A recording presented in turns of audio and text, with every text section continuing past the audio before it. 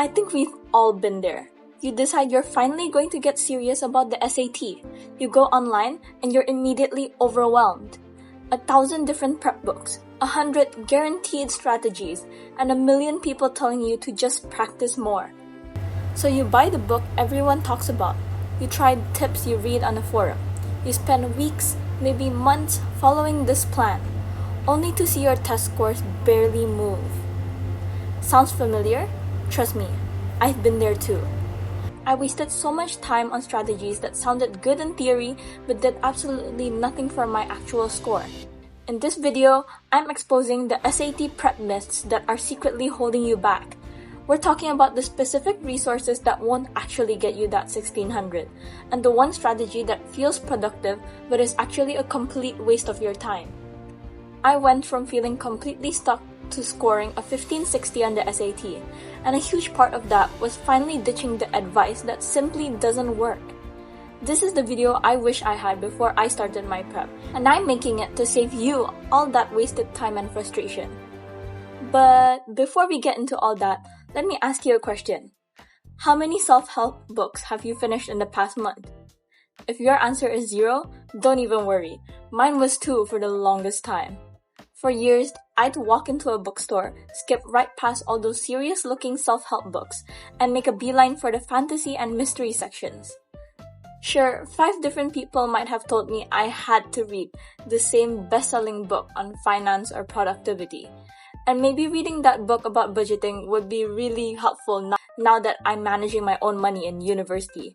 But let's be real.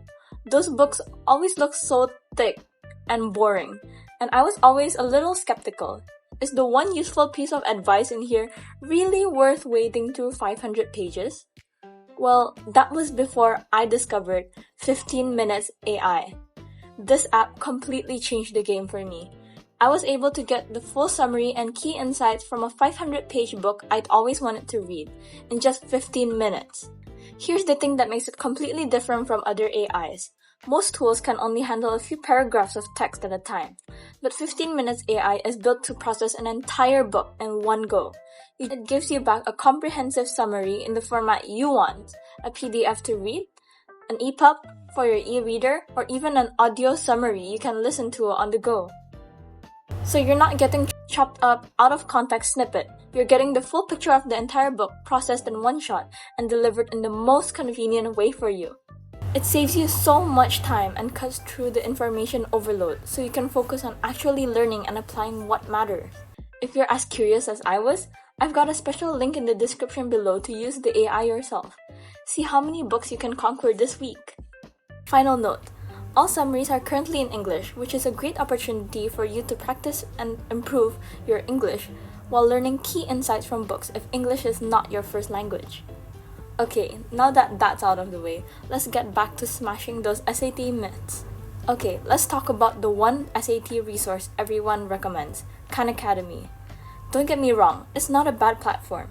If you completely miss concepts in algebra class, it's a great place to go and start from scratch. But here's the truth nobody tells you.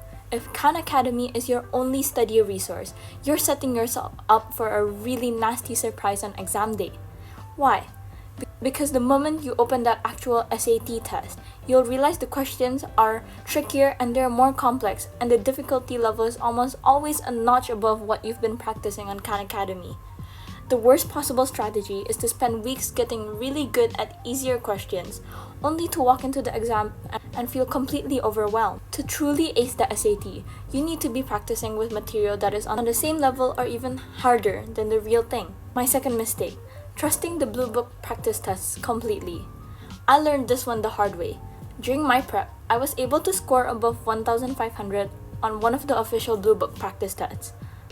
So, walking into that test, I thought achieving a 1,500 was achievable for me. And then, I got my actual score, a 1460. I was crushed.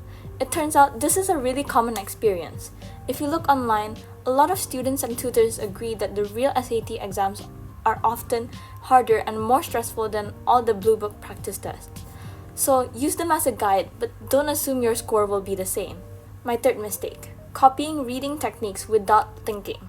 I can't tell you how many hours I wasted trying to force myself to use the reading strategies that every YouTuber swore by.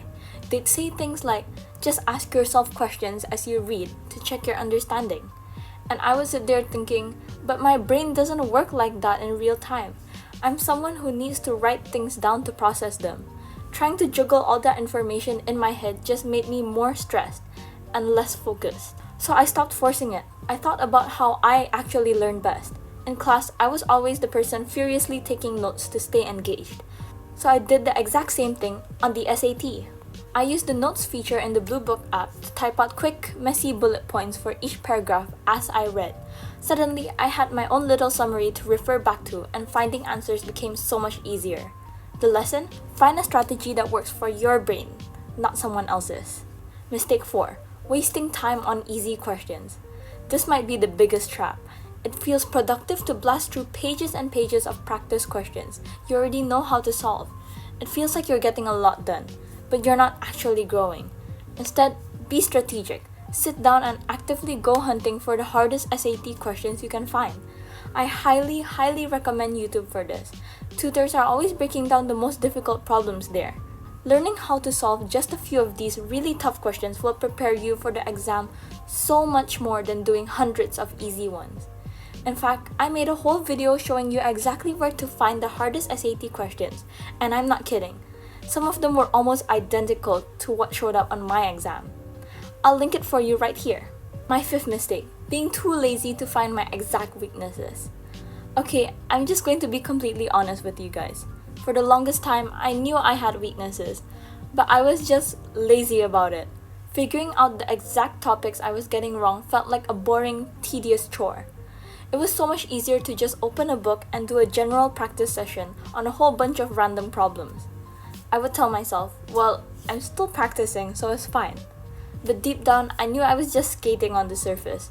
I was practicing what I already knew how to do and conveniently avoiding the things that truly made me struggle. It was procrastination disguised as productivity.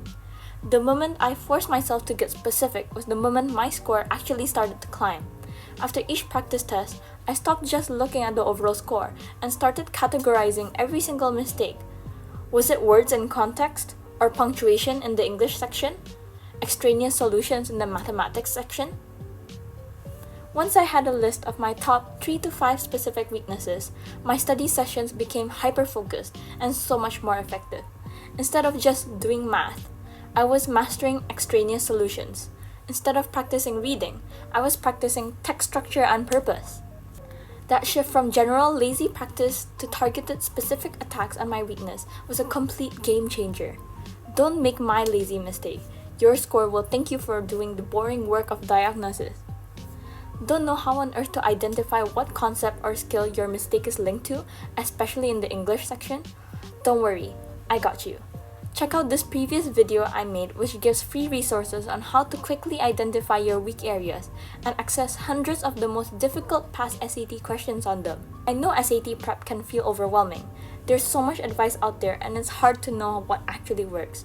The biggest takeaway I want you to have is this: be your own coach.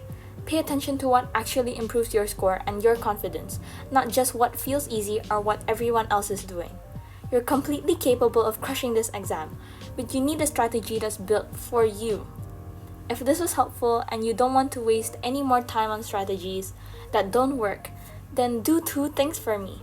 First, check out this video here if you haven't already to access my SAT study resources and study guide. And second, if you want to make sure you get all my best tips for any subject or general productivity, make sure to subscribe. I'm breaking down all of this, how to study smarter, not harder, and you can walk into that test center feeling totally prepared. Thank you so much for watching. You've got this. Now go and own your prep.